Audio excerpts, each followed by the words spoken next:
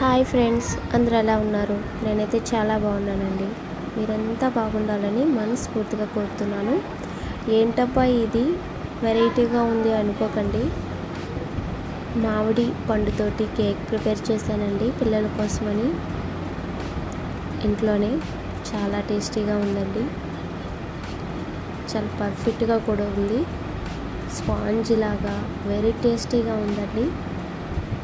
ఒకసారి ట్రై చేయండి.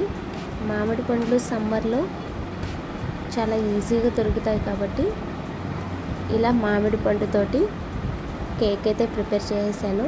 మా పాప కేక్ చేయమని అడుగుతూనే ఉంటుంది. సో కేక్ చేయడానికి మామిడి పండుని యూస్ చేసుకొని కేక్ అయితే ప్రిపేర్ చేశాను. చూడటానికే కదండి, తినేటప్పుడు కూడా చాలా టేస్టీగా ఉందండి. ఒకసారి ట్రై చేయండి. మరి మామిడి పండుతో కేక్ ఎలా చేయాలో చూసేద్దాము.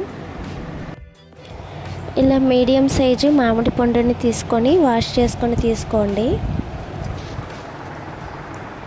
దాన్ని వీడియోలో చూపించినట్టుగా కట్ చేసుకోవాలన్నమాట. ఇలా హాఫ్ కట్ చేసుకొని మధ్యలో ముక్కలు ముక్కలుగా కట్ చేసుకొని సగం సగంగా కట్ చేసుకొని ఆ సగాన్ని మిక్సీ బౌల్లో వేసుకోవాలి. ఇలా హాఫ్ కప్పు షుగర్ యాడ్ చేసుకోవాలి మిక్సీ బౌల్లోనే. నెక్స్ట్ హాఫ్ కప్పు పెరుగు and 2 table spoon oil add చేసుకోవాలి. ఇంట్లో వాడే ఆయిలే యూజ్ చేస్తున్నానండి. నెక్స్ట్ చిటికెడంత సాల్ట్ యాడ్ చేసుకొని గ్రైండ్ చేసి పెట్టుకోవాలి. మరోపక్క గ్యాస్ వెలిగించుకొని నేనైతే ఇడ్లీ పాత్ర తీసుకుంటున్నానండి. మీ దగ్గర కుక్కర్ ఉంటే కుక్కర్ని కూడా తీసుకొని యూజ్ చేసుకోవచ్చు. ఇడ్లీ పాత్రలోకి కేక్ స్టాండ్ పెట్టి బాగా ఆవిరిగా వేడి చేసుకోవాలి. మరోపక్క కేక్ బౌలు, నా దగ్గర కేక్ బౌల్ ఉంది కాబట్టి యూజ్ చేసుకుంటున్నాను. లేదంటే మీ దగ్గర స్టీల్ బౌలు, ఇంట్లో ఉన్న బౌల్స్తోనే ఇలా బౌల్ చుట్టుపక్కలంతా ఆయిల్ అప్లై చేసుకోవాలన్నమాట, కింద అడుగట్టకుండా. నెక్స్ట్ గోధుమ పిండి ఉంటుంది కదండి, గోధుమ పిండితోటి ఇలా గోధుమ పిండి పొడితోటి ఇలా ఆయిల్ అప్లై చేసుకున్న తర్వాత పొడిని కూడా అప్లై చేసుకోవాలి. నెక్స్ట్ 1 కప్పు బొంబాయి రవ్వ తీసుకుంటున్నాను. దాంట్లోకి మనం యాడ్ చేసుకున్న మ్యాంగో మిశ్రమాన్ని దాంట్లోకి యాడ్ చేసుకోవాలన్నమాట. గ్రైండ్ చేసి పెట్టుకున్న మిశ్రమాన్ని ఇలా ఈవెన్గా ఒకే వేలో కలుపుకోవాలి.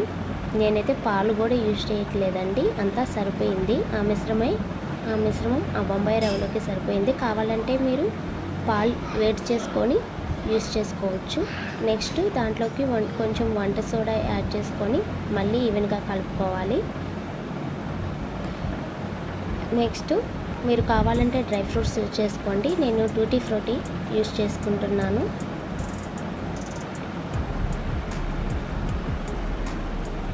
ఈవెన్గా కలుపుకోవాలి. ఇలా కలుపుకున్న దాంట్లోకి నేను చాకో పౌడర్ యూజ్ చేసి వాటర్ కలిపి ఇలా పైనే సో కోసం వేస్తున్నాను. మీరు కావాలంటే స్కిప్ చేసేయచ్చు. ఇలా పిల్లలకి ఇలా వెరైటీగా కనిపిస్తే తినాలని ఇంట్రెస్ట్ వస్తుంది కదండి, అందుకే నేను ఇలా యూజ్ చేస్తున్నాను అనమాట చాకో పౌడర్ని. నెక్స్ట్ అన్ని వైపులా 3 టైమ్స్ కిందకి ట్యాప్ చేసుకోవాలి. మనం ఆల్రెడీ హీట్ చేసి పెట్టుకున్న ఇడ్లీ పాత్రలోకి స్టాండ్ని కరెక్ట్గా పెట్టుకొని దాంట్లోకి ఈ కేక్ బౌల్ని పెట్టేసుకొని మూత పెట్టేసి సిమ్లోనే ఉడికించుకోవాలి. ఇలా మధ్య మధ్యలో నైఫ్ తోటి పెట్టుకొని ఉడికిందో లేదో టెస్ట్ చేసుకోండి. నెక్స్ట్ ఉడికిన తర్వాత మనం నైఫ్ తోటి చుట్టుపక్కల చేయాల్సినంత అవసరం లేదండి. చూసారా, ఇట్లా అంటేనే అన్ని పక్కల వచ్చేసిందనమాట. ఇలా ప్లేట్ పెట్టి టర్న్ చేసేసుకుంటే కేక్ అయితే రెడీ అయిపోయిందండి. వెరీగా చాలా అంటే చాలా బాగా వచ్చింది. ఎంత బాగా ఊడొచ్చేసిందో చూడండి. ఎటువంటి మాడిపోకుండా చాలా బాగా వచ్చిందండి. స్పాంజ్ లాంటి కేక్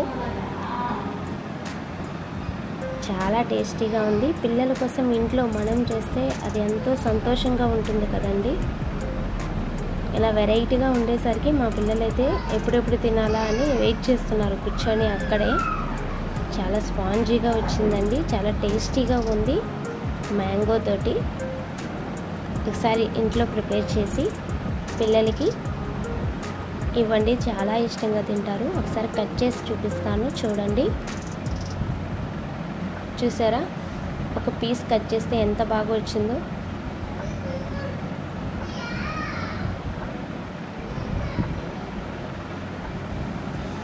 చాలా టేస్టీగా ఉందండి. చూసారా. Thank you so much for watching. Thank you.